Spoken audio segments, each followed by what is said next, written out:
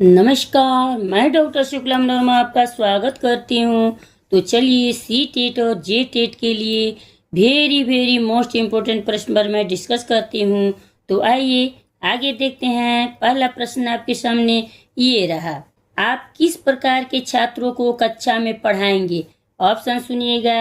ए है जो अधिक होशियार हो, बी है जो सामान्य से नीचे हो, सी है जो सामान्य हो और डी है उपयुक्त सभी प्रकार के छात्रों को।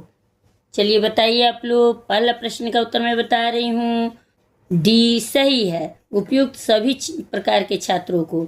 अगला प्रश्न आपके सामने ये रहा, नवजात शिशु एक दिन में डैश घंटे सोता है? ऑप्शन सुनिएगा। ए है 23 घंटे, बी है 20 घंटे, सी है 22 घंटे और डी है 24 घंटे।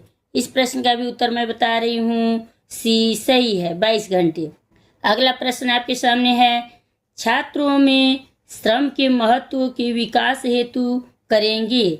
आगे देखिए क्या करेंगे। ऑप्शन ए है उनके सामने उदाहरण प्रस्तुत करेंगे, बी है उनके सम्मुख वास्तविक स्थिति प्रस्तुत करेंगे, सी है श्रम के महत्व पर भाषण देंगे और डी है स्वयं श्रम संबंधित कार्य करेंगे। इस प्रश्न का उत्तर डी सही है। अगला प्रश्न आपके सामने ये रहा, छात्रों को जीवन में कैसे अनुशासित बनाया जा सकता है? ऑप्शन सुनिए। ए है अनुशासन पर भाषण देकर, बी है छात्रों के विद्यालय के कार्यों में भाग लेने द्वारा, सी है अनुशासित व्यक्तियों के उदाहरण देकर और डी है एक अनुशासित छात्र को पुरस्कृत देकर। इस प्रश्न का उत्तर मैं बता रही हूँ, डी सही है, एक अनुशासित छात्र को पुरस्कृत देकर। अगला प्रश्न आपके सामने ये रहा, शिक्षक को अनुसंधान की ओर रुचि रखनी चाहिए क्योंकि इससे ऑप्शन ए है शिक्षक के ज्ञान का विकास होता है, बी है शिक्षक सदैव अध्ययनशील होता है, सी है शिक्षक अपने कार्य में व्यस्त रहता है और डी है उपयुक्त सभी कार्य संभव होते हैं। इस प्रश्न का उत्तर डी सही है, उपयुक्त सभी कार्य संभव होते हैं। अगला प्रश्न आपके सामने ये रहा, ह्यूरिस्टिक विधि क्यों पसंद करते हैं? ऑप्शन सुनिए।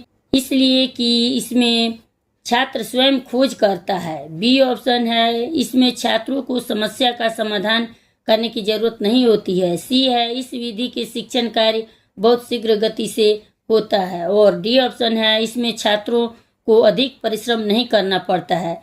इस प्रश्न वेरी इंपॉर्टेंट प्रश्न मैं बता रही हूँ, सभी प्रश्न आए हुए हैं। इस प्रश्न का उत्तर ए सही है, इसलिए कि इसमें छात्र स्वयं खोज करता है। अगला प्रश्न आपके सामने ये रहा, आरंभिक कक्षाओं के पूरे दौर में किस पर जोर देना जरूरी है जिससे हर बच्चे को स्कूली शिक्षा का ठोस आधार मिल सके? ऑप्शन सुनिएगा। ए है पढ़ने, दो है लिखने, सी है बोलने और डी है सुनने।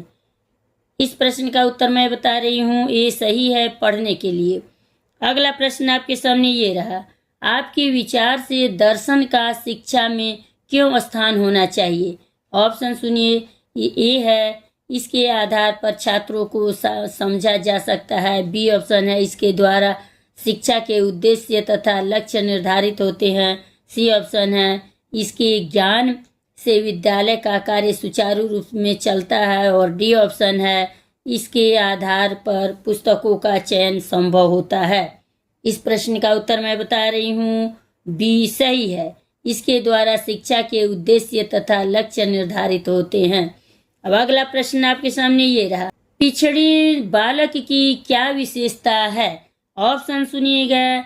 ये है वह शीघ्र निर्णय नहीं ले पाता है, बी ऑप्शन है किसी भी समस्या में उलझ कर रह जाता है, सी ऑप्शन है इन बालकों को ध्यान एवं रुचि थोड़े समय तक ही बनी रहती है और डी ऑप्शन है उपयुक्त सभी। इस प्रश्न का भी उत्तर मैं बता रही हूँ, डी सही है, उपयुक्त सभी। अब लास्ट प्रश्न है, ये कमेंट सेक्शन में आप लोग बताइएगा और कमेंट भी कीजिएगा, अंधे लोगों की भाषा का क्या नाम है? ऑप्शन सुनिए।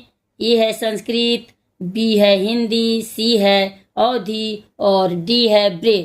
कमेंट सेक्शन में बताइएगा। मिलते हैं अगले वीडियो में, लाइक सब्सक्राइब करते जाइए।